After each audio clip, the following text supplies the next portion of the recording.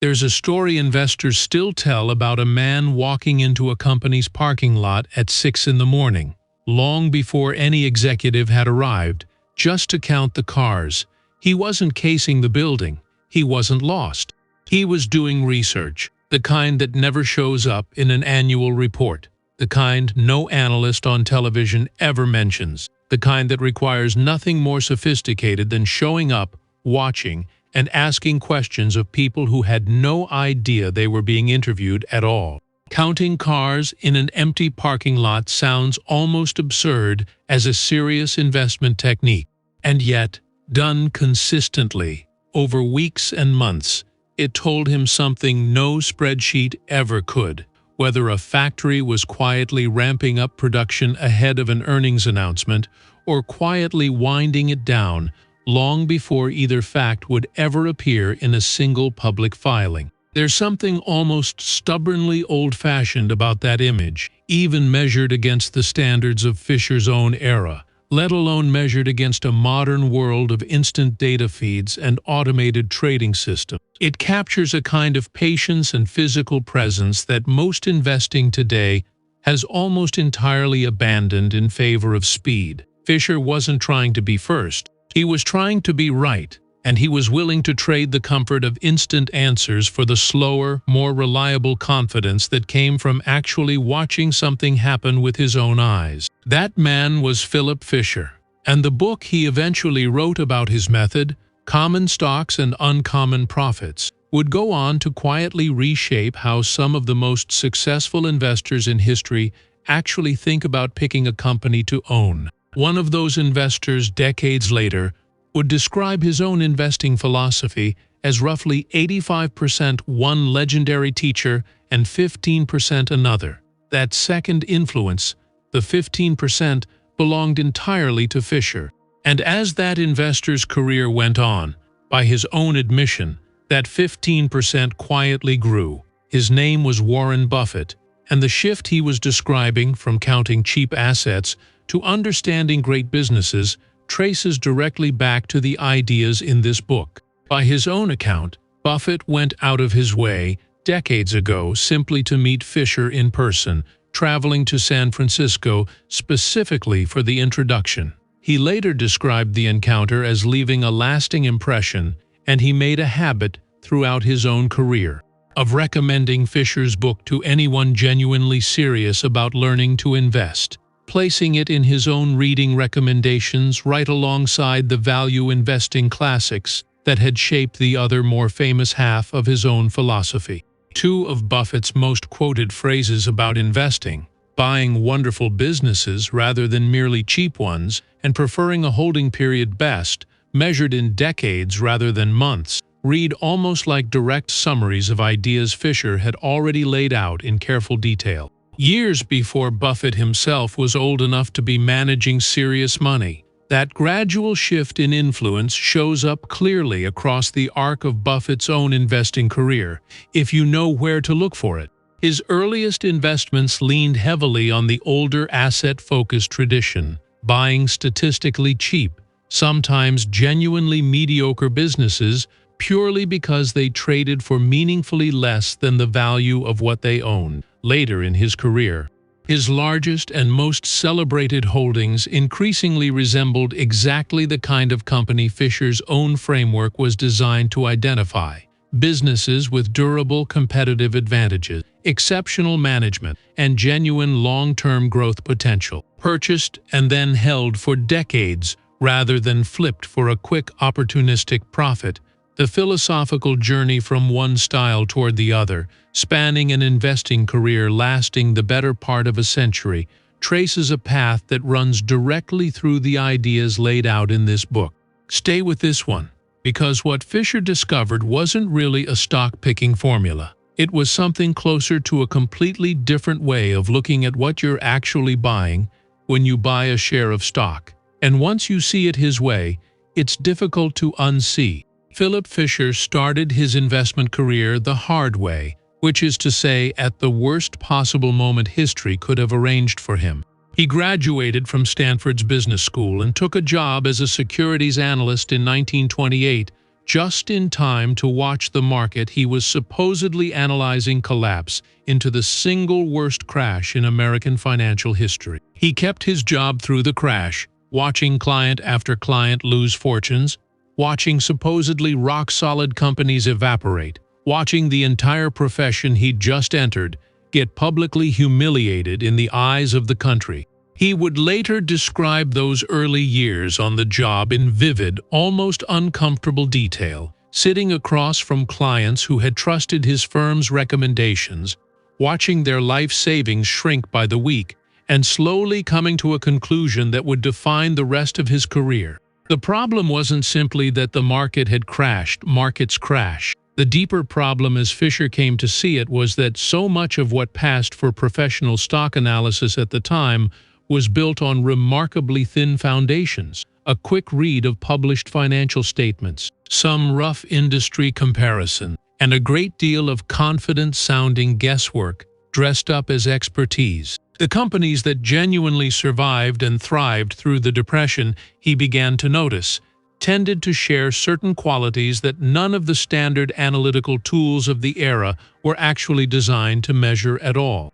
What struck him most, looking back at that period later in his career, wasn't simply which companies survived the Depression, but how unevenly they suffered along the way. Some businesses in the very same industry, facing the very same collapse in consumer demand, weathered those years with their core operations and their workforce largely intact, while direct competitors selling nearly identical products folded entirely or emerged permanently crippled. The difference, once Fisher started digging into specific cases, rarely came down to which company happened to have a stronger balance sheet on the eve of the crash. It came down to differences in management quality, in research investment, in the underlying relationships a company had built with its customers and employees over years, precisely the qualitative factors that would eventually become the backbone of his own 15 points, refined and formalized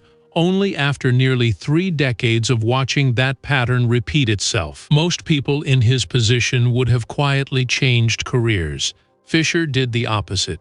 He spent those brutal years, while everyone else was licking their wounds, studying exactly what separated the handful of companies that survived and even thrived through the Depression from the much larger number that didn't. In 1931, not exactly a confident moment to be launching anything financial, he opened his own investment counseling firm in San Francisco with almost no capital of his own and, by his own later account, roughly 0 clients waiting eagerly at the door. It would be more than 2 decades before he distilled what he'd learned into a book. When Common Stocks and Uncommon Profits was finally published in 1958, it did something almost unheard of for a book about finance. It became a bestseller. It reportedly landed on the New York Times bestseller list, an achievement virtually no investment book before or since has managed, and it stayed in print, continuously read by new generations of investors for the rest of the century and well into the next one. Part of what made the book land so differently from the dry technical investment manuals typical of the era was Fisher's own voice on the page, direct, occasionally blunt, willing to admit his own past mistakes in specific, unflattering detail rather than presenting himself as an infallible authority. He wrote about companies he'd personally researched, conversations he'd personally had, and decisions he'd personally gotten wrong, giving the book a kind of first-person credibility that abstract investment theory, however mathematically rigorous, often struggled to match. Readers weren't simply being handed a formula. They were being walked through the actual, sometimes messy thought process of a working investor, mistakes included. What was inside it that struck such a nerve? At the time Fisher was writing, the dominant, almost unchallenged school of investing thought belonged to a different figure entirely. Benjamin Graham, whose own famous book had taught a generation of investors to think like appraisers, hunting for companies, trading for less than the value of their factories, their cash, their inventory. Sitting on the balance sheet, buy $1 of assets for 50 cents, the thinking went, and eventually the market would recognize the discrepancy and correct it.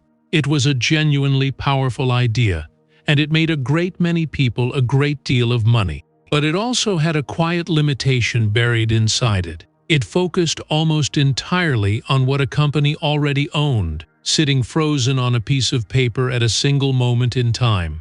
It said almost nothing about where that company might actually be headed. Picture two companies side by side. The way an investor trained in the older tradition might have evaluated them: the first owns a modest factory, a warehouse full of inventory, and a healthy cash balance, all adding up to a balance sheet worth considerably more than its current stock price. A textbook bargain by the older standard, regardless of what that factory actually produced or how promising its future looked. The second owns comparatively little in the way of hard physical assets, trades at a price that looks expensive relative to its current earnings, but is led by a research-driven management team steadily capturing a growing share of an expanding market, reinvesting nearly everything back into new products year after year. The older asset-focused tradition would have confidently recommended the first company and dismissed the second as overpriced. Fisher's method pointed in almost exactly the opposite direction, and history, in a great many individual cases, ended up agreeing with him. Fisher asked a different question entirely. Instead of "what is this company worth today based on what it owns," he asked, "how much bigger, more profitable, and more valuable could this company reasonably become over the next 5, 10, even 20 years? And is the world already paying attention to that potential, or is it still hiding in plain sight?" That single shift in the question being asked is in many ways the entire book. Fisher wasn't interested in mediocre companies trading at bargain prices. He was interested in what he called outstanding companies, the rare handful of businesses with genuinely superior management, genuinely superior products, and genuinely superior long-term growth potential, even if their stock, at first glance, didn't look particularly cheap at all. He was explicit that this word, outstanding, wasn't meant loosely. He estimated that only a small fraction of publicly traded companies at any given time genuinely qualified under his own rigorous standard, meaning the overwhelming majority of stocks available to buy on any given day, however reasonably priced or however actively promoted by brokers and financial media, simply didn't meet the bar. His method was designed to identify. This wasn't intended as pessimism about the broader market. It was intended as a reminder that genuine outperformance by its very nature couldn't come from owning an average cross-section of everything available. It had to come from the discipline of saying no to the overwhelming majority of opportunities in order to concentrate genuine conviction and capital into the rare handful that actually cleared his admittedly demanding bar. Buying a wonderful company at a fair price rather than a fair company at a wonderful price. That phrase would later become closely associated with Buffett, but the intellectual seed of it was planted decades earlier in these pages. This tension between the two schools of thought, bargain hunting for statistically cheap companies versus paying a fair price for genuinely superior ones, didn't stay confined to the mid-20th century. It runs, largely unchanged, through the entire history of investing that followed. Decades after Fisher wrote this book, a new generation of investors would apply strikingly similar reasoning to a new generation of companies. Technology businesses trading at valuations that looked expensive by any traditional balance sheet measure, yet whose underlying growth potential, superior management, and durable competitive advantages arguably justified those valuations many times over in exactly the way Fisher would have predicted decades before those companies even existed. An investor who bought and simply held one of the dominant technology or retail companies of the following generation from relatively early in its growth story through several decades of compounding would have found themselves running almost exactly Fisher's original playbook, whether or not they had ever read a page of his book. So how exactly was an ordinary investor supposed to identify one of these rare, outstanding companies, years before the rest of the market caught on and bid the price up. This is where Fisher introduced the idea the book is still most famous for, a research technique he gave an almost playful, unassuming name, the Scuttlebutt Method. The term itself comes from old naval slang, referring to the water cask sailors would gather around on a ship, trading rumors, gossip, and unofficial news, the shipboard equivalent of a modern office water cooler. Fisher borrowed the word deliberately, because what he was describing wasn't formal, official, filtered information. It was the informal, unfiltered kind, the sort of thing you only learn by actually talking to real human beings connected to a business, rather than simply reading whatever polished, carefully worded document that business chose to publish about itself. His argument was simple, and in hindsight almost obvious once someone finally says it out loud. An annual report tells you what a company wants you to know. A conversation with a competitor, a supplier, a former employee, or a customer tells you what a company might prefer you never find out. Picture it concretely. You're considering investing in a manufacturing company. The official annual report describes steady growth, a strong balance sheet, an optimistic letter from the chief executive about the year ahead. All true, perhaps all also, by its very nature, carefully curated. Fisher's method would have you go further, call up the company's competitors, and ask them candidly who they consider their most dangerous rival in the industry and why. Talk to the company's suppliers and ask how promptly they get paid and how the company treats them during difficult stretches, a detail that says more about genuine financial health and corporate character than almost any single line on a balance sheet. Talk to former employees, particularly ones who left on reasonably good terms, and ask what it was actually like working there, what the internal culture genuinely valued, whether talented people were given real opportunities or quietly pushed out by insecure management protecting their own turf. Talk to customers. Ask what they'd genuinely miss if the company disappeared tomorrow, versus what they'd barely notice switching to a competitor for.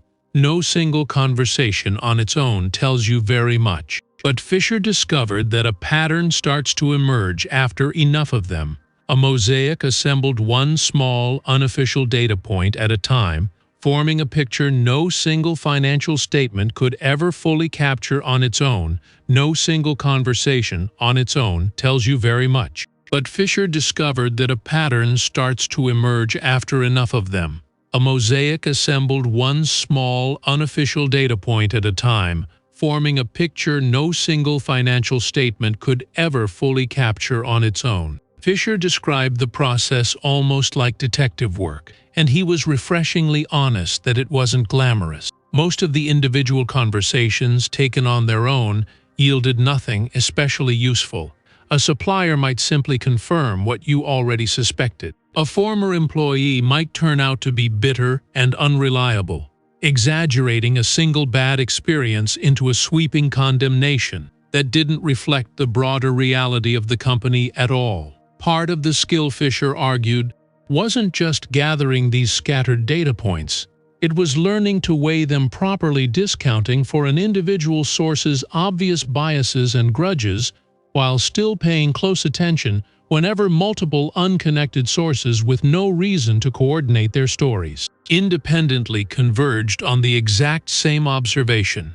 If 5 different competitors, none of whom had any reason to flatter a rival, all independently mentioned the same company as the one they respected most and feared most in their industry, that convergence told Fisher something far more reliable than any single glowing quote from a company's own chief executive ever could. The value of scuttlebutt research wasn't found in any one conversation. It was found in the pattern that emerged once enough independent, unconnected voices started saying suspiciously similar things. There's a particular kind of confidence that comes from doing this kind of work, one entirely different from the confidence of simply reading a stock's price chart or its price-to-earnings ratio. It's the confidence of having actually gone and looked, of knowing, because you asked the people who would genuinely know rather than trusting a second-hand summary written by someone with every incentive to make the picture look better than it actually is. This single idea, more than any other in the book, is the reason so many professional investors still describe their own due diligence process even today in terms that trace directly back to Fisher, picking up the phone, going to the trade show nobody else bothers attending, talking to the loading dock manager, rather than only the investor relations department. It's worth pausing to consider what this method might look like translated into the present day, decades after Fisher first described it, because the underlying spirit has aged remarkably well even as the specific tools have changed almost beyond recognition. Where Fisher once had to physically visit a company or place a series of phone calls to track down a former employee, today's investor has an entirely new set of channels, carrying much of that same unofficial, unfiltered information. Employee review platforms now let anyone read candid, anonymous accounts of what it's genuinely like working inside a company, written by people with little reason to flatter management. Online forums dedicated to specific industries let genuine practitioners debate a company's products and competitive position in real time, often with a level of technical detail no polished press release would ever include. Professional networking platforms make it possible to identify and directly message former employees who might be willing to share an honest, unofficial account of their time at a company, in exactly the spirit Fisher once pursued through phone calls and in-person visits alone. None of this is a perfect substitute for the depth of relationship-building Fisher himself spent an entire career cultivating. But the underlying discipline he was describing, go find the unofficial, unfiltered version of the story, from people who have no polished incentive to make the company look better than it actually is if anything more accessible to an ordinary individual investor today than it was in Fisher's own era, simply because so many more informal channels for that kind of information now exist openly. For anyone patient enough to go looking. Fisher didn't stop at simply describing this research technique in the abstract. He organized his entire approach into a now famous framework, 15 specific points an investor should genuinely investigate before ever buying a single share of a company's stock. It's worth walking through several of the most important ones in detail, because together they form a kind of checklist that has quietly influenced generations of professional stock analysis, even among investors who've never actually read the original book.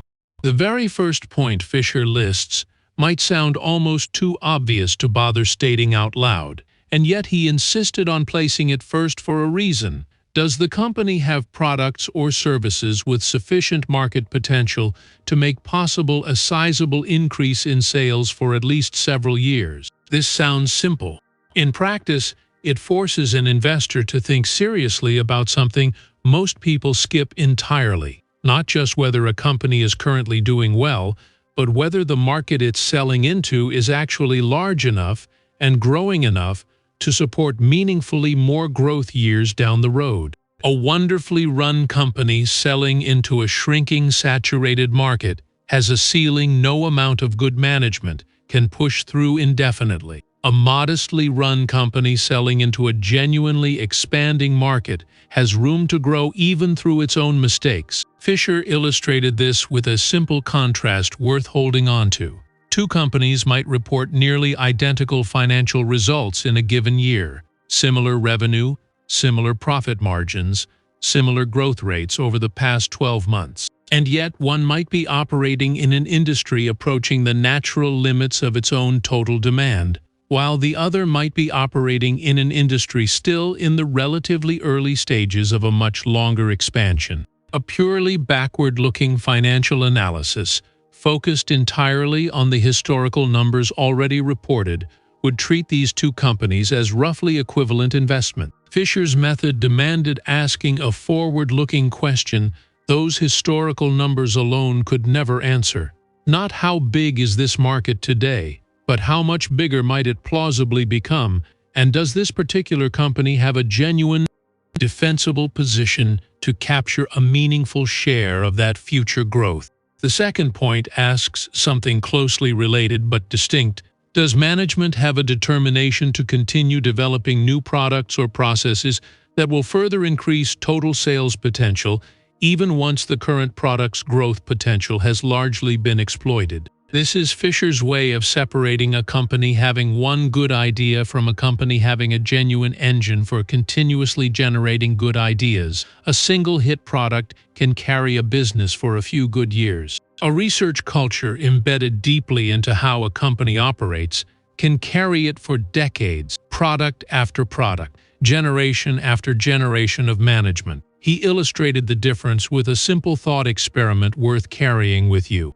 Imagine two companies both currently thriving on the strength of a single breakthrough product launched several years earlier. One company has reinvested its profits steadily into research aimed at finding whatever comes next, treating its current hit product as merely the first chapter of a much longer story. The other has largely coasted on that same original success, milking it for cash without a comparably serious commitment to discovering its successor. Both companies might look nearly identical today, judged purely by current sales and profit. A decade later, once that original hit product inevitably matures and faces new competition, the gap between them tends to become impossible to ignore.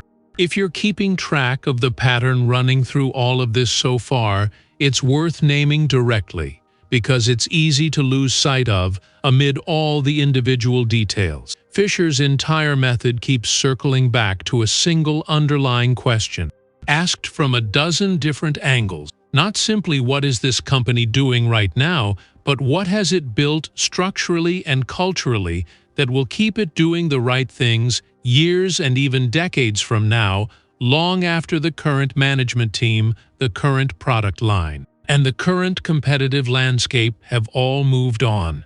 That's the thread connecting the Scuttlebutt Method, the 15 points, and the buy and hold forever mentality into a single coherent philosophy, rather than a scattered collection of separate tips.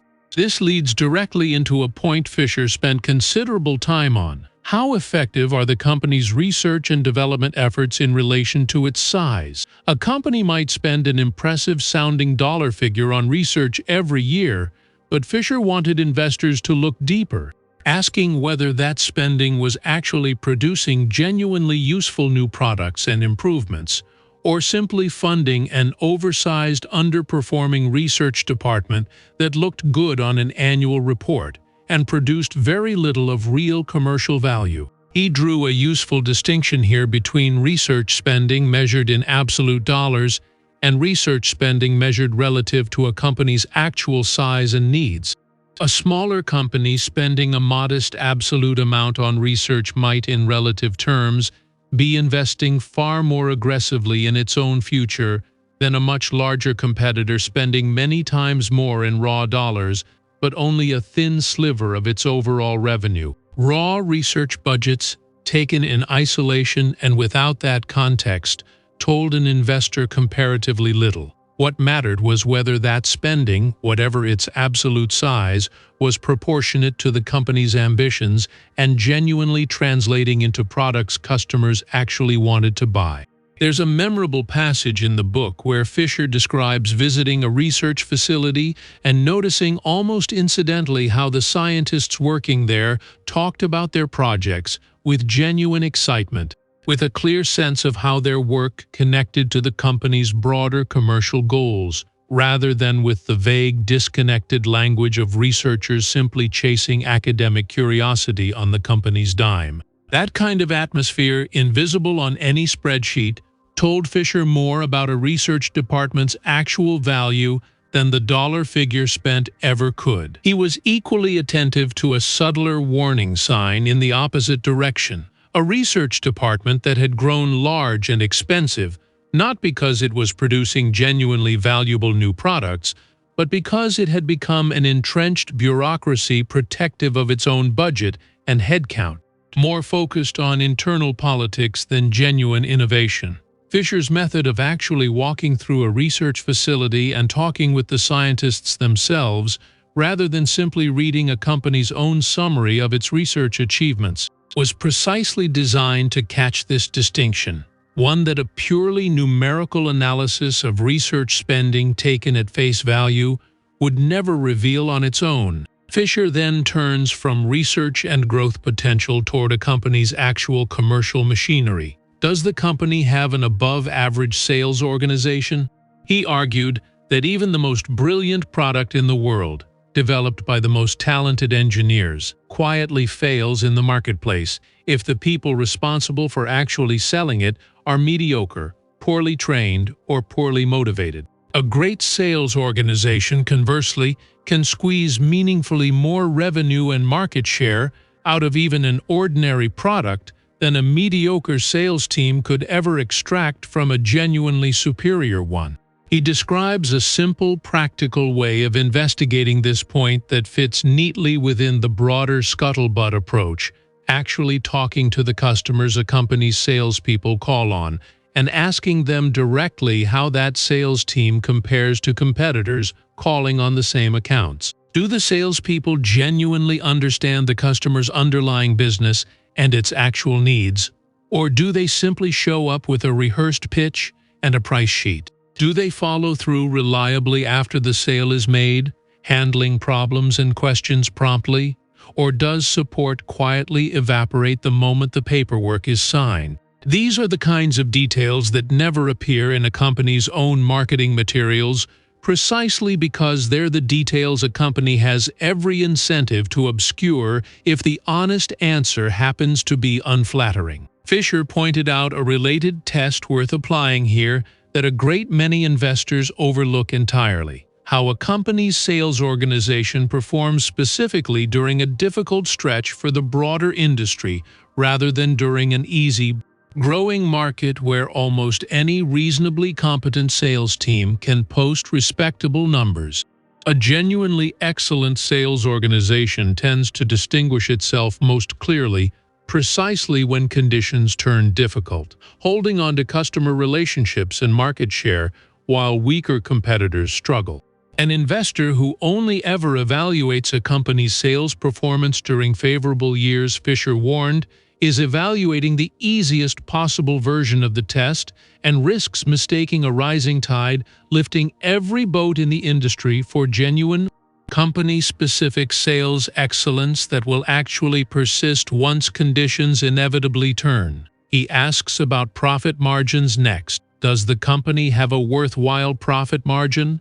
And what is management doing to maintain or improve it? Fisher was skeptical of companies that grew sales impressively while their profit margins quietly eroded year after year, a pattern that often signals a company competing primarily on price in a race to the bottom that ultimately rewards no one. Rather than competing on genuine value that customers are willing to pay a healthy premium for, he warned specifically against being seduced by impressive-sounding sales growth figures in isolation, without checking what was actually happening to profitability underneath that growth. A company can, in the short term, generate genuinely impressive revenue growth simply by cutting prices aggressively enough to steal market share from competitors, a strategy that looks wonderful on a sales growth chart while quietly destroying the very profit margins that would eventually need to fund the company's own future.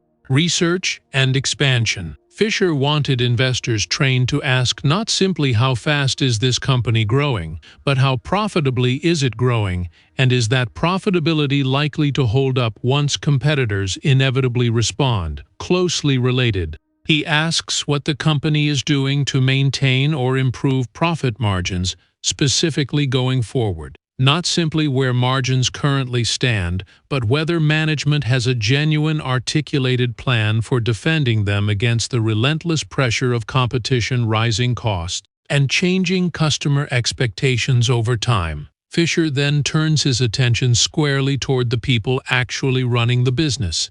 And this section of the book is where his qualitative, almost anthropological approach comes through most vividly.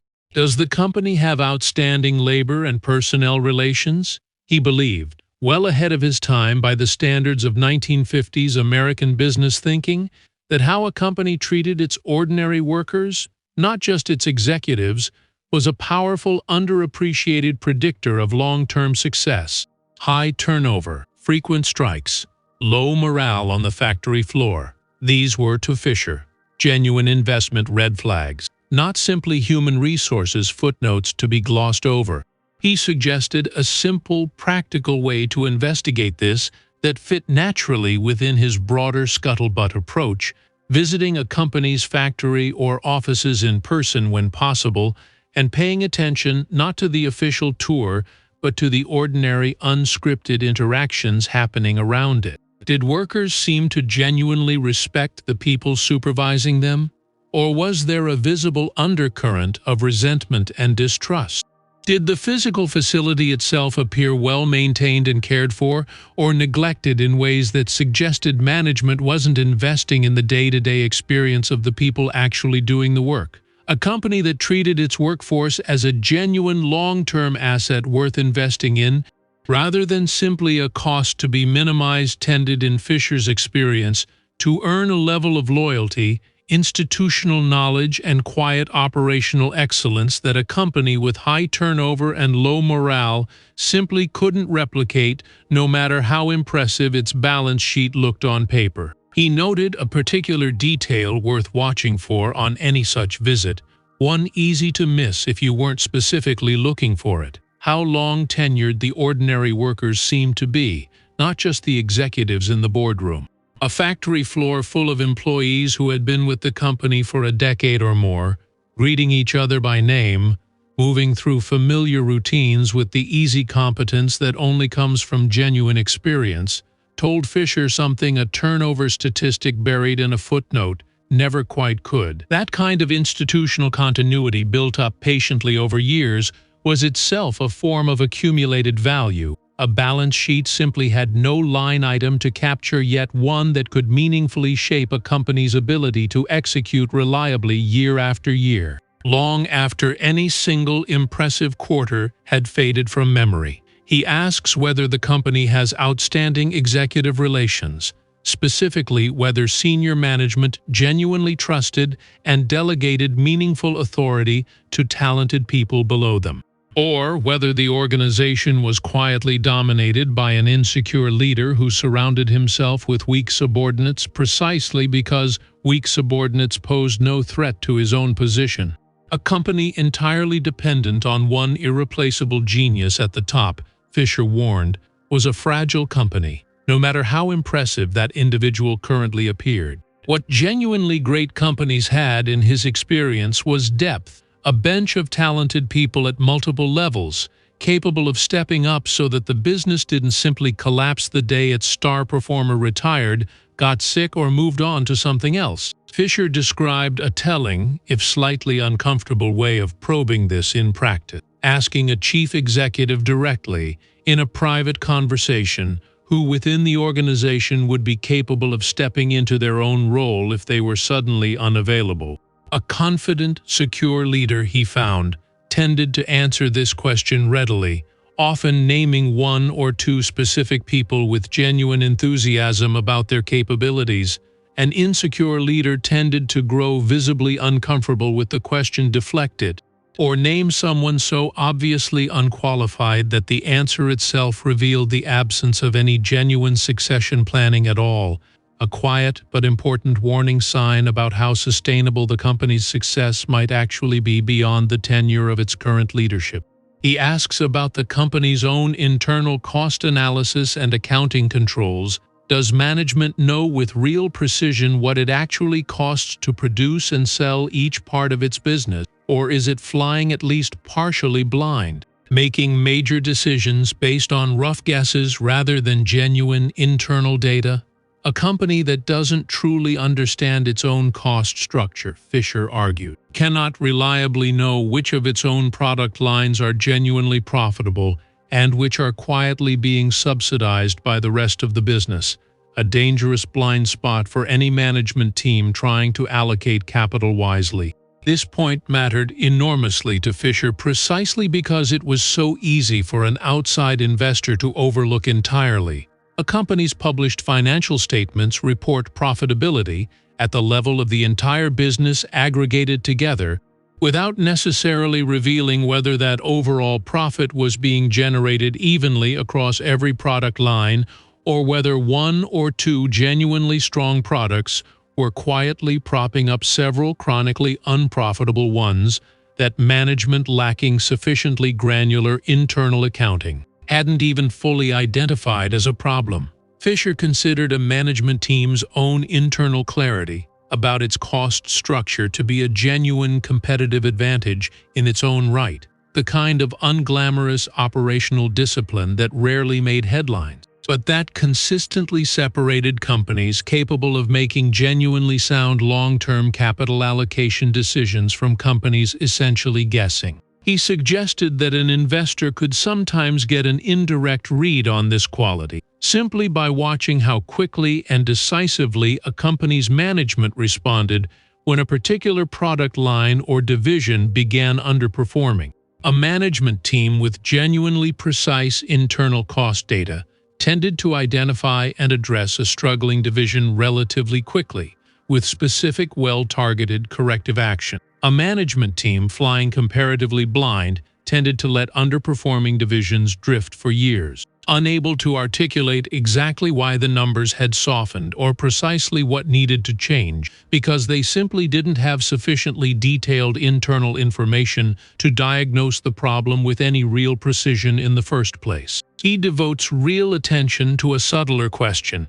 Are there other aspects of the business, somewhat peculiar to the specific industry involved, that will give the investor important clues as to how outstanding the company may be in relation to its competition?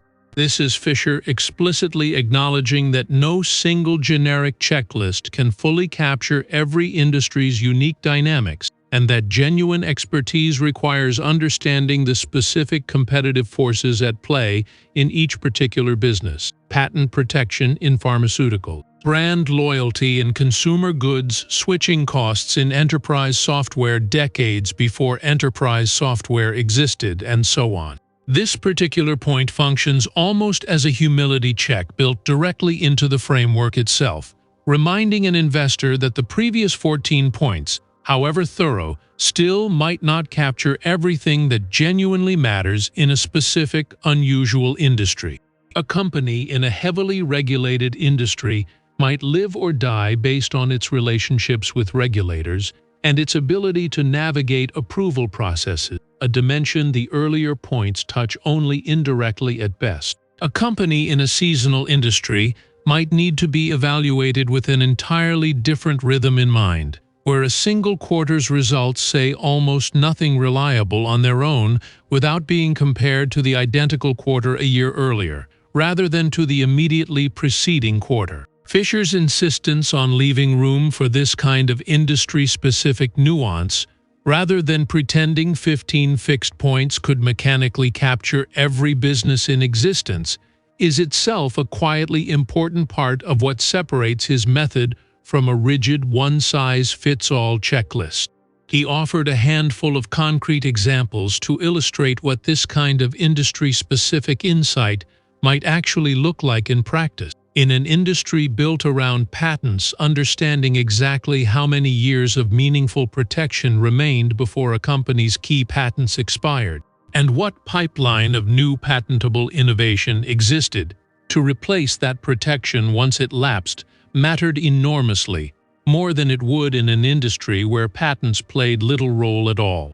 In an industry built around retail distribution, understanding the specific quality and loyalty of a company's relationships with the stores or dealers actually selling its products to the public might matter more than almost any other single factor. Fisher's broader point wasn't that investors needed to master every possible industry-specific nuance in existence. It was that genuinely thorough research required humility about which specific factors mattered most in each particular industry, rather than mechanically applying the same generic questions to every business, regardless of how different their underlying competitive dynamics actually were.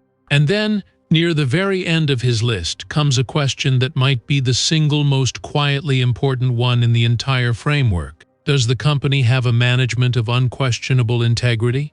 Fisher was blunt about this point in a way he wasn't about almost anything else in the book. No matter how promising a company's growth prospects, no matter how sophisticated its research, no matter how impressive its sales organization, none of it mattered. In his view, if the people running the business couldn't be trusted to act honestly with shareholders.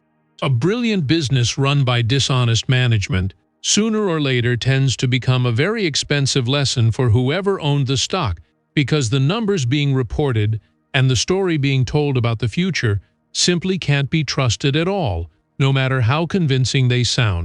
Two further points round out his framework, and they deserve their own attention, because they address a question most casual investors never think to ask until it's already too late. Does the company have a long-range outlook toward profits sufficient to fund its own growth without needing to raise substantial additional capital through selling more shares of stock?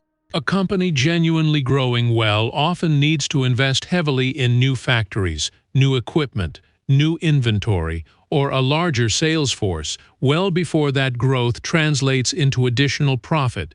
If the company's own internal profits aren't sufficient to fund that expansion, it may be forced to sell additional shares to outside investors to raise the money instead, and every new share sold this way, Fisher pointed out, quietly dilutes the ownership stake of every existing shareholder, shrinking their claim on the company's future profits even if the business itself is genuinely thriving. An investor who fails to consider this risk might watch a company's total sales and total profits climb impressively for years, only to discover their own personal share of that growth barely moved at all, because the company kept issuing new stock to fund its own expansion. Fisher offered a simple way of thinking about why this distinction matters so much, even when the underlying business itself is performing exactly as hoped. Two companies might each double their total profits over a decade. If the first company funded that growth entirely from its own retained earnings, existing shareholders would see their ownership stake in that doubled profit stream remain completely intact.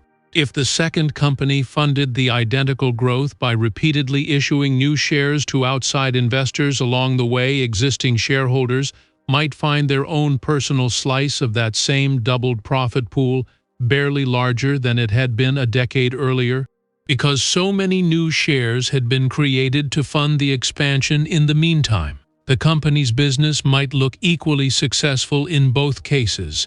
The actual experience of the original shareholder could end up dramatically different. And finally, does management talk frankly to investors about the company's affairs when things are going well, but also, crucially, when temporary difficulties and disappointments occur? Fisher considered this one of the most revealing tests available to any outside investor, precisely because it costs a company nothing to sound confident and transparent during a good year.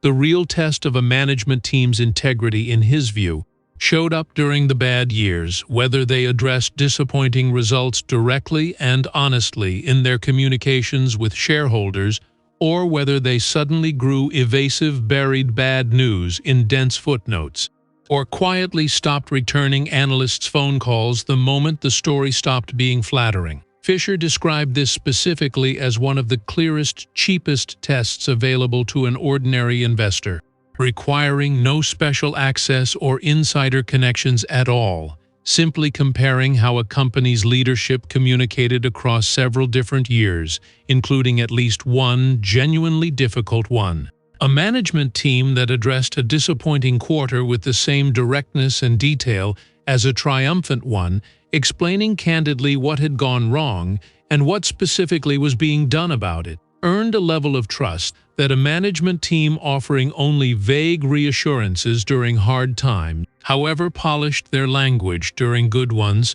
simply hadn't yet demonstrated it deserved. He suggested a specific comparison worth making. 1. An ordinary investor could genuinely carry out with publicly available material alone, reading a company's shareholder communications from its single worst year of the past decade, alongside its communications from its single best year, and noting how much the tone, the level of specific detail And the willingness to name concrete causes and remedies actually differed between the two. A wide gap between those two documents, Fisher suggested, told you something considerably more reliable about a management team's genuine character than either document read in isolation ever could. Taken together, these 15 points weren't meant to function as a rigid scorecard where a company needed to check every single box perfectly. Fisher was explicit that very few real companies would score perfectly on all 15, and that wasn't really the point. The framework existed to force a genuinely thorough qualitative investigation into exactly the kinds of questions a purely numbers-driven analysis focused entirely on a balance sheet or a stock chart would simply never think to ask. There's a particular company Fisher himself is closely associated with, one that became something of a living case study for his entire philosophy, decades before most investors had even heard his name. In 1955, Fisher invested in a growing electronics manufacturer, a company making radios, and increasingly a new and uncertain product called the semiconductor. It wasn't yet the household name it would eventually become. Its future was genuinely uncertain. A great many contemporary investors, applying a more traditional, asset-focused style of analysis, would have looked at its balance sheet at the time and found little to get excited about. Fisher, using his own method, saw something different: a management team he trusted deeply, a genuine, sustained commitment to research and innovation, a sales organization he judged to be excellent, and a market for electronics that he believed was still in its very early stages of a much longer growth story. That company was Motorola, and Fisher didn't simply buy the stock and sell it a few years later for a tidy profit, the way a great many successful investors of his era typically operated. He held it. He held it through market crashes, through recessions, through changes in management, through decades of the ordinary, unglamorous volatility that tests every investor's patience. By some later accounts, he continued holding shares of that same company for the rest of his life, spanning well over 4 decades from his original purchase. That single decision, buy an outstanding company and then simply refuse to sell it, decade after decade, unless something genuinely fundamental about the business itself actually changed, sits at the very heart of arguably the second most influential idea in the entire book, right alongside the Scuttlebutt Method itself. He applied the same discipline to another company that would go on to define an entire industry. An early investment in Texas Instruments made not because the stock happened to be cheap by any conventional balance sheet measure, but because Fisher's own research convinced him the company's research culture, management depth, and position in an emerging semiconductor industry gave it years, potentially decades of genuine growth still ahead of it. It's easy, looking back with the benefit of hindsight, to assume the rise of the semiconductor industry was obvious to everyone at the time. It wasn't. The technology was young, unproven at scale, and viewed with real skepticism by a great many contemporary investors who preferred the comfort of established, tangible industries they felt they already understood. Fisher's method gave him a way to evaluate a genuinely new, uncertain industry on its underlying merits, rather than dismissing it simply because it didn't fit neatly into the older frameworks most of his contemporaries were still using. What both of these holdings genuinely demonstrate, taken together, is that Fisher's method wasn't really about predicting the future with any special clairvoyance. It was about being willing to do the unglamorous work of understanding a young, uncertain industry deeply enough to form a genuine, well-grounded opinion about it, at a time when most other investors weren't willing to put in that same effort and simply defaulted to skepticism instead. The reward for that willingness in these particular cases was being positioned early in 2 companies that went on to become defining names in American industry, held not for a quick, opportunistic trade, but across decades of patient ownership. Fisher's influence didn't end with his own investment career either. His son, raised watching this exact method applied in practice at the family dinner table, as much as in any classroom, went on to build his own prominent investment management firm, eventually managing many billions of dollars using research principles that traced directly back to the framework laid out in this book. It's a rare thing in the history of investing for a single family to produce two independently successful practitioners of the same underlying philosophy, separated by a full generation, each building genuine, durable success on the same foundational insight that truly understanding a business in a way numbers alone can never fully capture is worth far more than any shortcut promising the same result without the work. Fisher had strong, clearly stated opinions about when an investor should actually sell a stock, and his answer for most investors surprised a great many readers used to a far more active, frequently trading style of investing.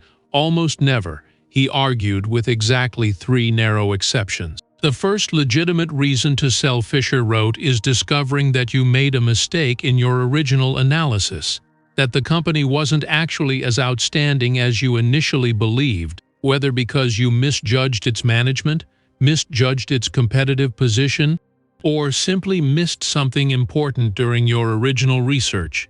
In that case, selling isn't really about the stock price moving up or down at all. It's simply correcting an error as promptly and honestly as possible, once you've genuinely recognized it as an error. Fisher was candid, even a little self-deprecating, about the fact that his own method didn't guarantee immunity from mistakes. He described occasions in his own career where his original scuttlebutt research turned out to have been incomplete, or where a company's management quality changed materially after his initial investment in ways his early research simply couldn't have anticipated. What separated a disciplined investor from an undisciplined one, in his view, wasn't the ability to avoid mistakes entirely. Nobody managed that, but the willingness to recognize a genuine mistake honestly and promptly, rather than stubbornly defending an original decision purely out of wounded pride or a reluctance to admit having been wrong. He described one particular category of mistake he found himself especially prone to earlier in his career, becoming so genuinely impressed by a company's technology or product that he allowed his enthusiasm for the underlying innovation to substitute for a sufficiently rigorous evaluation of its management and sales organization.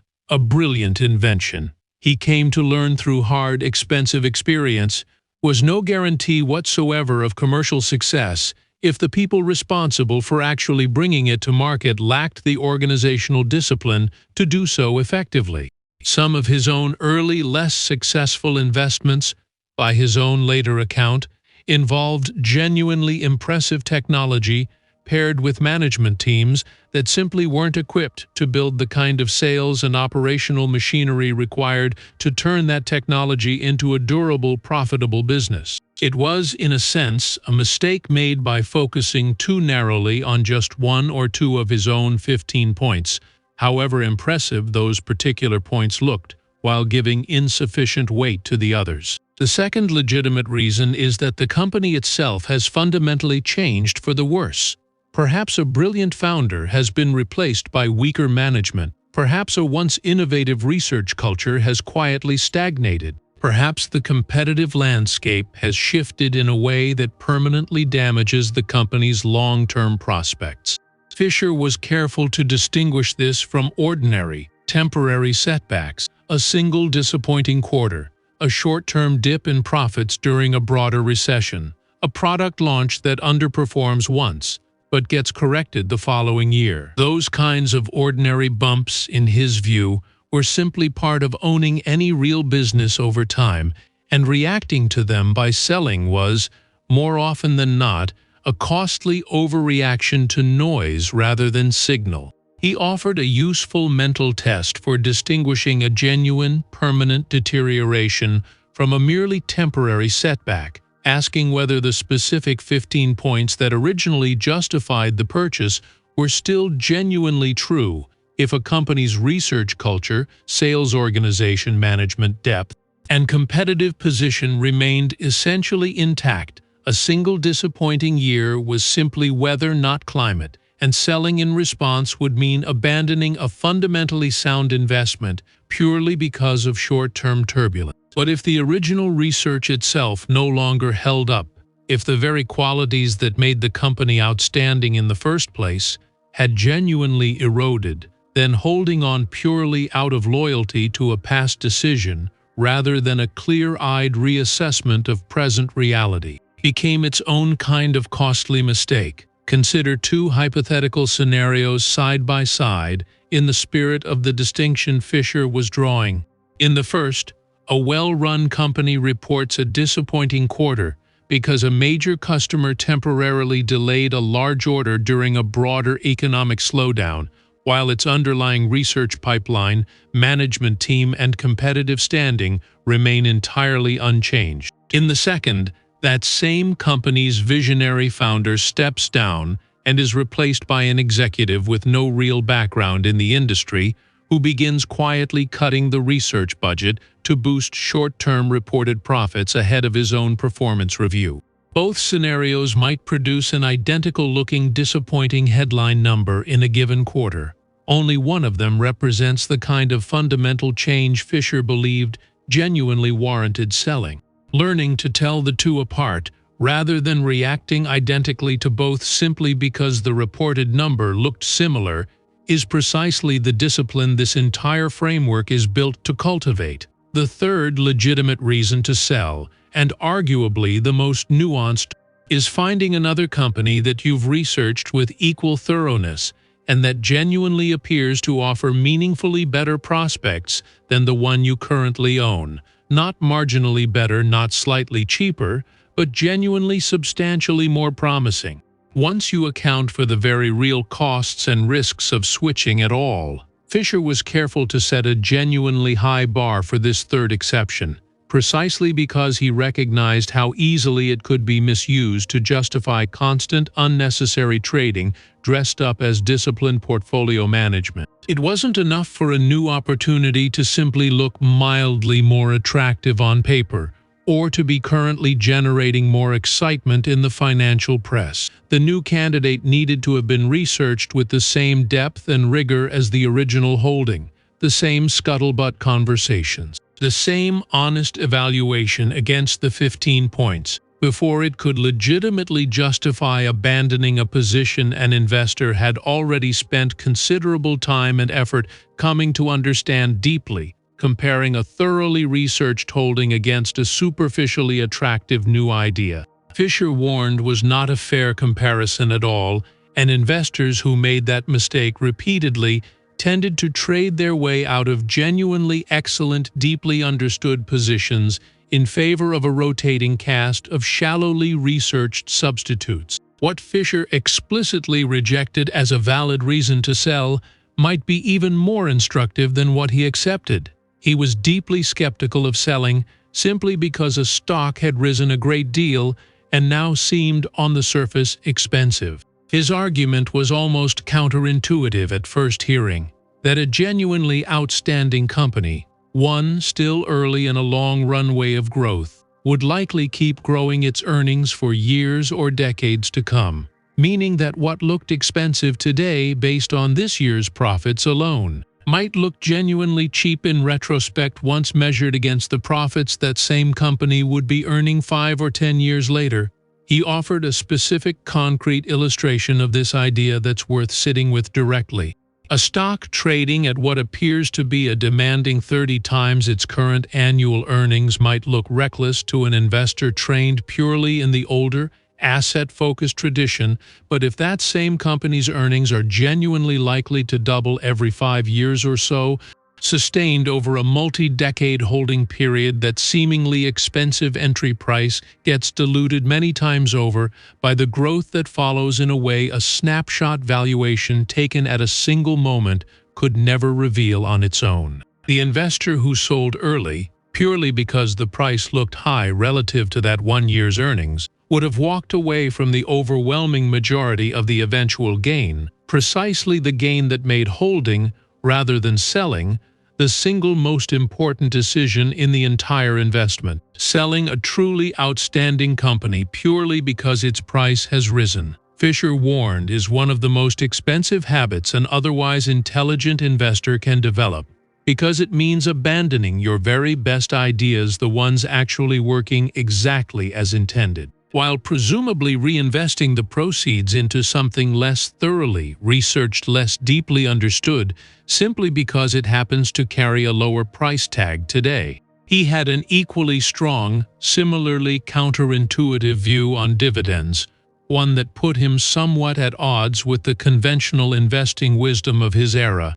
Many investors in the mid-20th century viewed a generous, steadily rising dividend as the primary mark of a genuinely good investment. Tangible cash, paid directly into your pocket, felt safer and more real than an abstract promise of future stock price appreciation. This preference wasn't entirely irrational for its time. Reliable, professionally audited financial information was harder for ordinary investors to access and verify in the 1950s than it is today, and a company's willingness to consistently pay out real cash quarter after quarter offered a kind of tangible proof of financial health that a promising growth story, however articulately told by management, simply couldn't match. Fisher understood exactly why this instinct existed.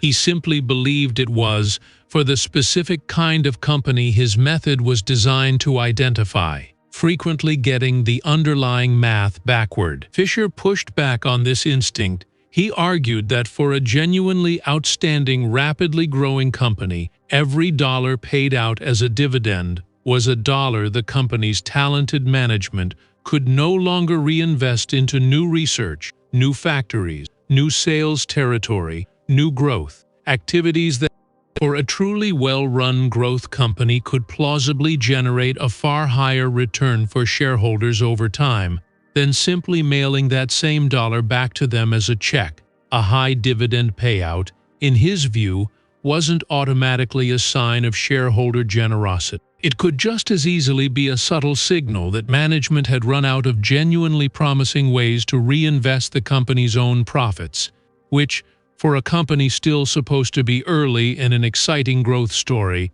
was itself a quietly worrying sign. This didn't mean Fisher was opposed to dividends in every circumstance. Mature, slower-growing companies with genuinely limited reinvestment opportunities might reasonably return more cash to shareholders. But for the specific kind of outstanding growth company his entire method was designed to identify, in the first place, he generally preferred management that reinvested aggressively into the business itself, trusting that compounding growth sustained over many years would ultimately reward patient shareholders far more generously than a modest quarterly check ever could. He drew a sharp distinction here that's worth sitting with, because it cuts against a great deal of conventional financial wisdom even today. A shareholder who genuinely needs current income, he acknowledged, might reasonably prefer dividend-paying stocks regardless of growth potential, and there was nothing wrong with that preference for that particular investor's circumstances. But an investor whose primary goal was long-term wealth accumulation rather than current income was, in Fisher's view, often actively working against their own stated goal by favoring dividend payers purely out of habit or a vague sense that cash in hand felt safer. The company retaining and reinvesting that dollar, if genuinely well managed, was very often a better steward of it than the shareholder would be, simply spending or reinvesting it themselves after taxes had already taken a bite out of the payout along the way. Fisher also devoted meaningful attention to a handful of behaviors he believed quietly sabotaged otherwise intelligent investors, framing them almost as a companion list of what not to do, sitting alongside his more famous 15 points of what to look for. He warned strongly against what he called over-diversification, the instinct, especially common among cautious or inexperienced investors, to spread money across dozens of different stocks in the belief that owning more names automatically means owning less risk. Fisher's own practice ran in almost the opposite direction. He tended to concentrate his own portfolio into a comparatively small number of companies, sometimes as few as 10 or so significant holdings, precisely because he believed genuine expertise, built through the kind of deep scuttlebutt research he championed, was itself finite. You could only truly know a handful of businesses that deeply. Beyond that point, he argued, adding more names to a portfolio didn't actually reduce meaningful risk. It simply diluted your best ideas with a growing number of mediocre ones you understood far less thoroughly, while giving you the comforting illusion of safety through sheer quantity alone. He described watching investors over the course of his career gradually accumulate ownership in 40, 50, sometimes even more than 100 different individual stocks, often without being able to say with any real confidence what any single one of those companies actually did, who ran it, or why its long-term prospects looked genuinely promising. That investor, Fisher argued, wasn't actually diversified in any meaningful sense at all. They were simply scattered, holding a large number of positions they understood shallowly, rather than a small number they understood deeply, which, in his view, represented a kind of hidden risk of its own, dressed up in the reassuring language of prudent diversification. It's worth pausing here on a genuine, honest tension, worth naming directly, because a careful listener familiar with the broader history of investing will already have noticed it. This concentrated, deeply researched buy and hold forever approach sits in real, substantive contrast to the broader diversification argument behind low-cost index investing, the idea that spreading money thinly across an entire market, rather than concentrating it into a handful of deeply understood companies, is generally the wiser approach for the overwhelming majority of ordinary investors. Both approaches have serious, well-credentialed defenders. Both have produced legendary long-term results in the hands of the right practitioner. The honest difference between them largely comes down to a question Fisher himself, in a certain sense, was really asking all along. Are you willing and able to actually do the deep, unglamorous, time-consuming research his method demands, company by company, conversation by conversation? Or would your time and temperament be better served owning a small slice of the entire market instead, and letting broad economic growth do the work for you? Fisher's method promises potentially spectacular results for the rare investor willing to do the work properly. It also, by its very nature of concentration, carries meaningfully more risk if that deep research turns out to be wrong about even one or two of a comparatively small handful of holdings. Neither answer is universally correct for every single investor.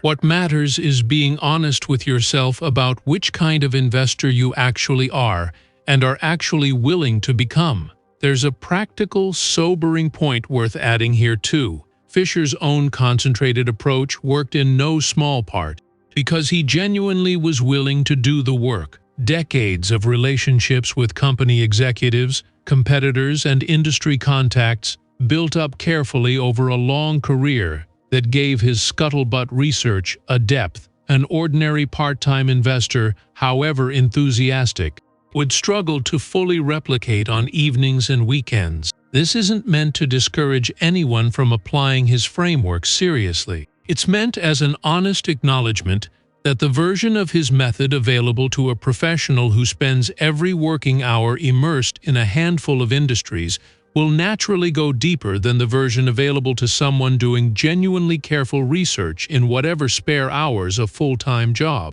and a family leave available. Fisher's checklist still sharpens the questions worth asking either way. It simply can't fully substitute for the sheer accumulated time and access a career built entirely around this kind of research eventually provides. It's worth being honest, too, about what concentration actually costs an investor when the underlying research turns out to be wrong. A portfolio of 10 carefully researched companies following Fisher's approach will feel every bit of a genuine mistake in a way a widely diversified index fund never would. If even one or two of those 10 holdings turn out to have been misjudged, whether through outright error or through circumstances no amount of careful research could have foreseen, the impact on the overall portfolio's return is considerably larger than the same mistake would be buried inside a fund holding hundreds or thousands of companies. This isn't an argument against Fisher's method.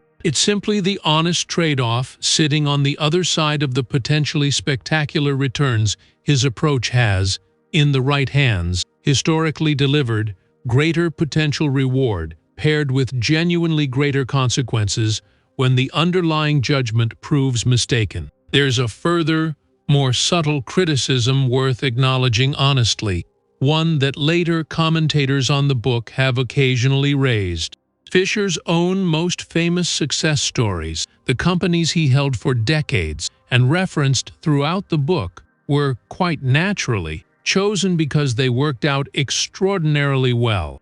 What the book understandably says far less about are the scuttlebutt-researched companies that didn't work out, investments where the 15 points seemed to check out convincingly at the time, yet still failed to deliver the promised growth for reasons that only became clear in hindsight. This isn't necessarily a flaw in the underlying method itself, so much as an honest limitation of learning primarily from a career's greatest triumphs, rather than a fully balanced accounting of its complete track record. Any investor applying Fisher's framework seriously should go in expecting a meaningful number of honest misses alongside the successes, rather than assuming the method guarantees anything close to a perfect record.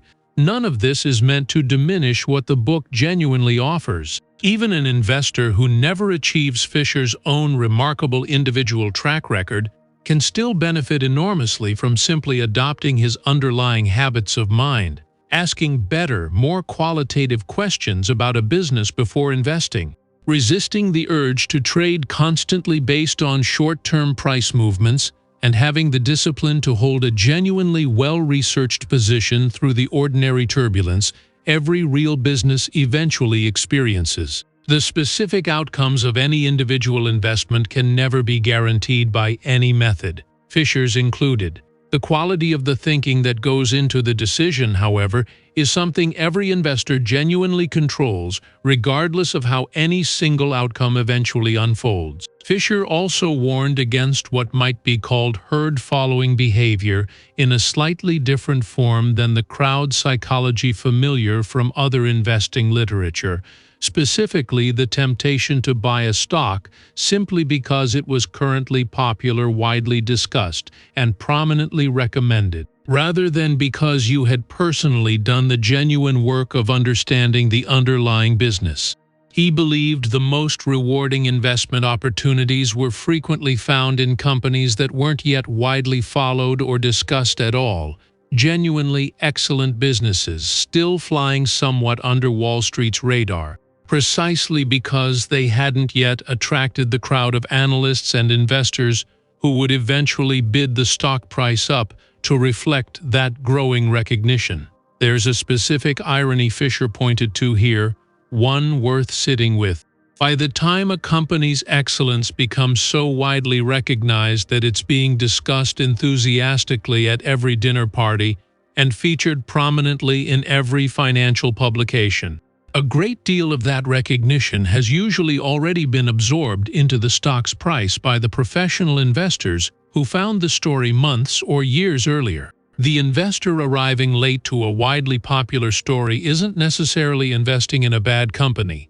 They may well be investing in a genuinely excellent one, but they're very often paying a price that already reflects most of the excitement everyone else has already discovered, leaving considerably less room for the kind of outsized future returns available to an investor who found the same quality years before it became conventional wisdom. This doesn't mean a company automatically becomes a poor investment the moment it becomes popular and widely followed. Fisher was careful not to overstate the point into a blanket rule against ever buying anything already well known. What he was really warning against was a specific, lazy habit, buying purely because a stock was popular without doing the underlying research to confirm the popularity was actually justified by the 15 points, rather than simply justified by everyone else's enthusiasm feeding on itself. A widely followed company that still genuinely satisfies Fisher's framework remains a perfectly legitimate holding. A widely followed company and investor has never actually researched independently, purchased purely on the strength of the crowd's own excitement, is a fundamentally different and considerably riskier proposition. However similar the two might look from the outside on the day of purchase. There's a related warning Fisher offered about excessive attention to precise timing, what he sometimes described somewhat dismissively as investors quibbling endlessly over eighths and quarters of a dollar, obsessing over whether to buy a stock today versus waiting for it to drop by some small additional fraction next week. For a genuinely outstanding company, purchased with a multi-year or multi-decade holding period in mind, Fisher argued that this kind of precise short-term timing mattered enormously less than most investors instinctively believed. The real, meaningful money was made by correctly identifying an outstanding business years before the crowd caught on, and then simply holding it through the ordinary noise of daily and monthly price fluctuations, not by perfectly nailing the exact entry price down to the last few cents. He offered a useful way of thinking about why this instinct is so misleading. An investor who spends weeks agonizing over a few percentage points of entry price on a stock they genuinely expect to grow many times over across the following decade is devoting careful attention to something that will, in hindsight, prove almost entirely irrelevant to their eventual return, while very often neglecting the far more consequential question of whether they've actually done enough genuine research to be confident the company deserves a multi-decade commitment in the first place. The precision investors bring to haggling over a purchase price, Fisher suggested, would be far better spent scrutinizing the 15 points of genuine business quality that would actually determine the investment's outcome. He warned, too, against following the financial media too closely or overreacting to short-term economic forecasts and market predictions, which he considered notoriously unreliable even among professional forecasters. Fisher believed an investor's time was almost always better spent doing genuine, direct research into individual businesses than attempting to divine broader macroeconomic trends from headlines, TV commentary, or the confident-sounding predictions of economists whose own track records, examined honestly over time, rarely justified that confidence. He drew a useful distinction between two very different kinds of forecasting an investor might attempt. Predicting where the entire economy or stock market will be headed over the next 6 or 12 months, he argued, was an exercise that had defeated even the most credentialed professional economists throughout history with genuinely reliable accuracy, proving remarkably elusive no matter how sophisticated the model or how many variables it accounted for. Predicting, by contrast, whether a specific company you've researched thoroughly is likely to keep growing its earnings meaningfully over the next 5 or 10 years was, in Fisher's experience, a considerably more tractable problem. Not because it was easy, but because it was grounded in specific, verifiable facts about a single business rather than the almost infinite number of interacting variables that determine where an entire national economy will be a year from now. He encouraged investors to spend their limited time and attention on the more tractable question, and to largely ignore the noisier, less answerable one.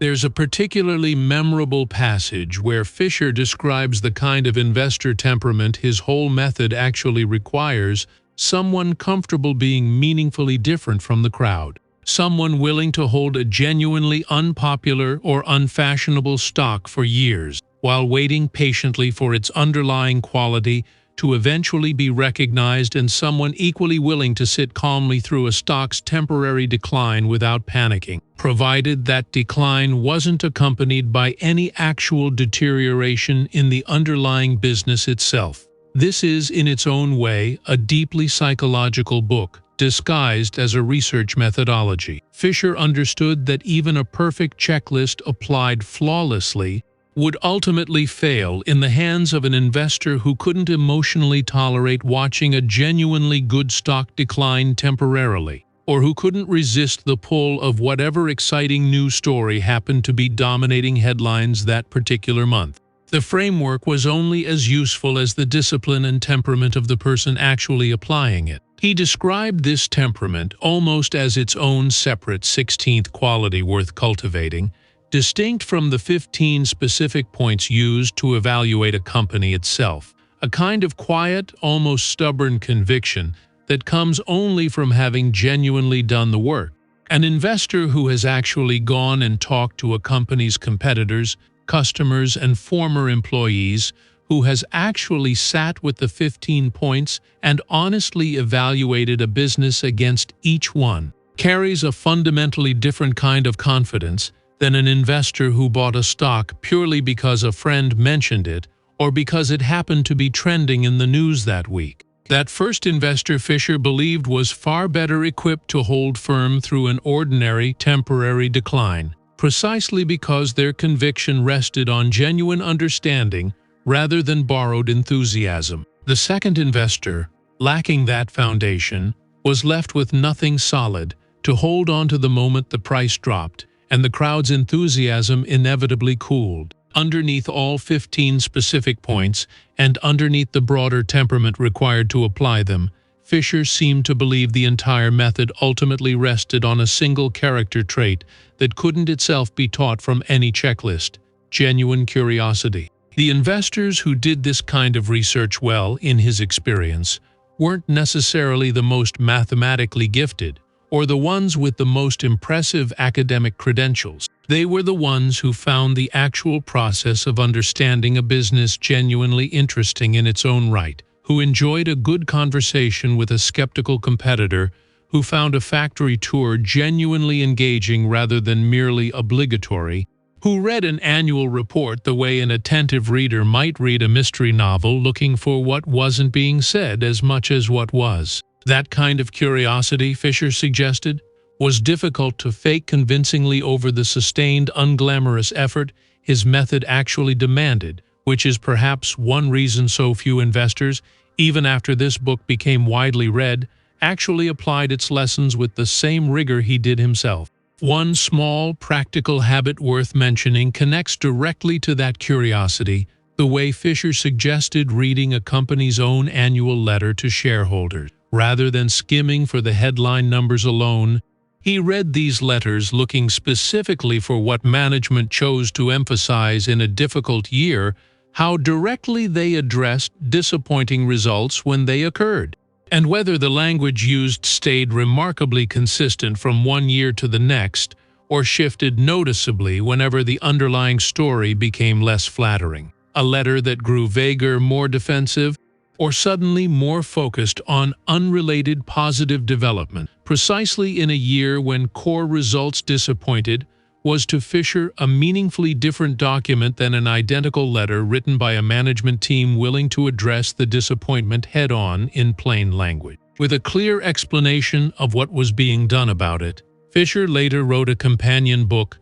Conservative Investors Sleep Well, extending many of these same ideas specifically toward investors with a lower appetite for risk, but built around the same underlying conviction that genuine peace of mind as an investor comes not from constantly monitoring stock prices or from chasing whatever happens to be moving that week, but from the confidence of having done real, thorough research into a small number of genuinely excellent businesses and trusting that research enough to simply let time do the rest. That companion book organized its own thinking around what Fisher described as 4 broad dimensions worth evaluating in any company being considered a genuinely conservative sleep-well-at-night holding, and they're worth walking through briefly, because together they add real texture to everything the original book already laid out. The first dimension asks whether a company has genuinely strong capabilities across the full range of functions a business actually needs to succeed, not just an excellent product, but excellence spread across production, marketing, research, and financial management, all at once. Fisher had seen enough companies with a single brilliant strength paired with serious weaknesses elsewhere to know that genuine, durable quality rarely comes from excelling in just one dimension while merely getting by in the others. A company with a wonderful product but chronically weak financial discipline, or brilliant engineers paired with an incompetent sales organization, tended, in his experience, to eventually stumble on the exact weakness nobody had bothered to scrutinize closely enough. The second dimension asks whether the company is doing things that few, if any, other companies are doing at all. Some genuine, durable competitive advantage that a rival couldn't simply replicate by writing a large enough check. This might come from patents, from decades of accumulated manufacturing expertise, from a uniquely loyal customer base, or from a company culture so specific to its own history that it genuinely couldn't be copied wholesale by a competitor trying to catch up. Without some version of this durable edge, Fisher warned, even a currently excellent company remained perpetually vulnerable to being out-executed by a well-funded rival willing to simply copy whatever was working. The third dimension returns to a theme already familiar from the earlier book, a genuine demonstrated commitment to the long-range view of profits rather than a management team constantly optimizing for whatever would make the next single quarter's results look best. Fisher had little patience for executives who sacrificed a company's multi-year competitive position purely to hit a short-term earnings target that Wall Street analysts happened to be watching closely that particular quarter. And the fourth dimension asks whether a company is willing to act independently of the prevailing crowd when its own honest judgment suggests the crowd is wrong. Investing counter-cyclically during an industry downturn when competitors are retreating in fear, for instance, or holding firm on a long-term research investment, even while short-term investor sentiment turned skeptical and impatient. Companies capable of this kind of independent conviction, Fisher believed, were the ones most likely to emerge from difficult periods, meaningfully stronger relative to competitors who had simply followed the herd into retreat. These four dimensions, taken together, offer a useful lens for evaluating companies well beyond the specific era in which Fisher first wrote about them. A company continuing to invest heavily in research and long-term capacity during a broad industry downturn, while nervous competitors slash their own budgets purely to protect a single quarter's results, is demonstrating exactly the kind of independent long-range conviction Fisher spent an entire career looking for. A company with genuine strength spread evenly across production, marketing, research, and finance, rather than a single flashy strength propped up by weaknesses elsewhere, tends to prove considerably more durable across an entire business cycle than a company excelling in only one dimension while quietly neglecting the others. The specific industries and technologies change with every passing decade. The underlying qualities Fisher was actually screening for, across both of his books, have proven remarkably durable across all of them. It's worth returning, for a moment, to that image from the very beginning. A man standing quietly in a parking lot at 6 in the morning, simply counting cars. That image captures something the rest of this book spends hundreds of pages elaborating on. Real investment insight, the kind that actually produces uncommon profits rather than merely ordinary ones, very often isn't found in a spreadsheet, a stock chart, or a quarterly earnings call carefully scripted by a company's public relations department. It's found in the unglamorous, patient, curious work of actually going and looking, talking to the people who genuinely know a business from the inside, asking questions nobody else thought to ask, and then having the discipline and temperament to hold on to what you find once you've genuinely found something outstanding, for far longer than instinct or impatience would ever naturally allow. If you're wondering what any of this actually looks like translated into something you could genuinely start this week, it's worth being honest that Fisher's method demands considerably more upfront effort than simply buying a broad index fund and walking away. But the underlying discipline scales down to an ordinary individual investor more readily than it might first appear. Pick one company you already have some genuine curiosity about, ideally one connected to an industry you already understand reasonably well through your own work or interests. Read its financial statements?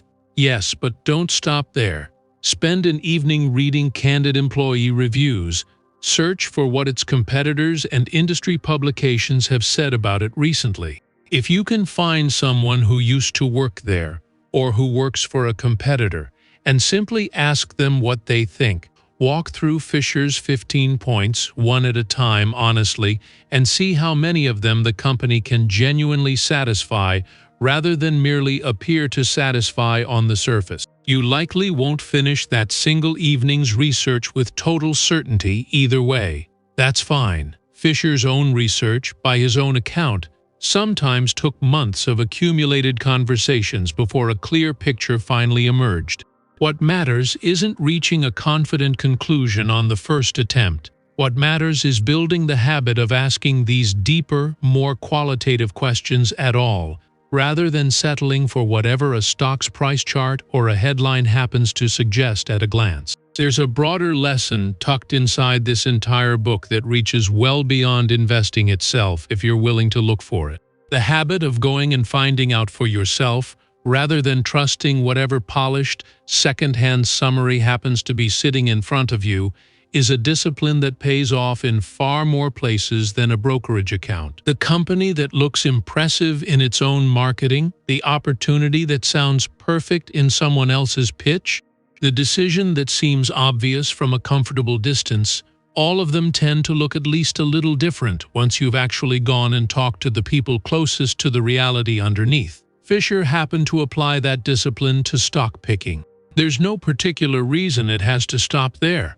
It's worth noting, too, just how differently the investing world has evolved since Fisher first wrote this book, and how his particular approach sits within that evolution. A great deal of modern professional investing has moved sharply in the opposite direction from Fisher's deeply personal conversation-driven research, toward algorithmic quantitative strategies that process enormous datasets automatically, hunting for statistical patterns across thousands of companies simultaneously, with little or no human judgment involved in any individual decision at all. There's real, demonstrated value in that quantitative approach for certain kinds of strategy. But it also means that Fisher's specific edge, the kind of deep qualitative human understanding of a business that comes only from genuinely talking to the people inside and around it, has, if anything, become rarer among professional investors than it was in his own era, even as the tools for gathering that kind of information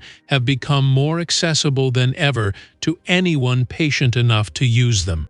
In a world where more and more capital moves according to algorithms scanning spreadsheets, actually understanding a business the way Fisher insisted on understanding one might be a more genuinely differentiated skill today than it even was when he first wrote about it. If any of this resonated with you, the full narration series continues on the Money Files audiobooks channel, where books exactly like this one get broken down in this same long-form, deep-dive style, perfect company for a long commute, a quiet workout, or simply falling asleep to something that might genuinely leave you thinking differently about what it actually means to know a business rather than merely own its stock. The next time you hear about some hot new stock everyone at the office seems to be talking about, you might find yourself asking a slightly different question than usual. Not what's the price doing, but instead, has anyone actually gone and asked the people who work there what it's really like on the inside? Because the uncommon profits this book promises were never really about finding a secret formula or a clever shortcut past the work everyone else was too impatient to do. They were about being willing to do that unglamorous, patient, curious work in the first place, and then having the quiet discipline to hold on once you genuinely found something worth holding.